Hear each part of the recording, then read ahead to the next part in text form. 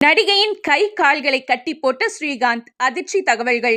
கடந்த 2018ஆம் ஆண்டு தெலுங்கு இயக்குனர்கள் தனக்கு பாலியல் தொந்தரவு கொடுத்ததா நீதி கேட்டு அரை நிர்வாணமா ரோட்ல போராடி பரபரப்பை ஏற்படுத்தின நடிகை ஸ்ரீரெட்டி கோலிவுட்டையும் சும்மா விடல. அந்த வகையில நடிகர்கள் விஷால், ராகவா லாரன்ஸ் மற்றும் AR முருகதாஸ் தனக்கு வாய்ப்பு தரதா சொல்லி தவறா நடந்துக்க முயற்சி செய்தாங்கன்னு சோஷியல் மீடியாவில் ஓப்பனா பேசினாங்க. அதே மாதிரி நடிகர் ஸ்ரீகாந்தை பத்தியும் அவங்க பேசும்போது, ஸ்ரீகாந்த் என்னோட கை கால்களை கட்டி போட்டு நாக்கில் விருப்பம் இல்லாமல் போதைப் பொருள் கொடுக்க முயற்சி செய்தார்னு சொல்லியிருந்தாங்க. அப்ப அதை யாரும் பெருசா எடுத்துக்கல. ஆனா இப்ப ஸ்ரீகாந்த் போதைப் பொருள் வழக்குல கைது செய்யப்பட்டு சிறையில இருக்கும்போது ஸ்ரீரெட்டி சொன்னதெல்லாம் உண்மைதானேன்னு பேச ஆரம்பிச்சுட்டாங்க. இந்த நிலையில லேட்டஸ்டா ஒரு இன்டர்வியூல பேசின அவங்க இதுதான் கர்மான்னு சொன்னதோட ஸ்ரீகாந்த் மட்டுமல்லாம பெரிய தயாரிப்பாளர்கள், அரசியல்வாதிகள்னு பலர் இதற்கு முக்கிய காரணம்னு பேசியிருக்காங்க.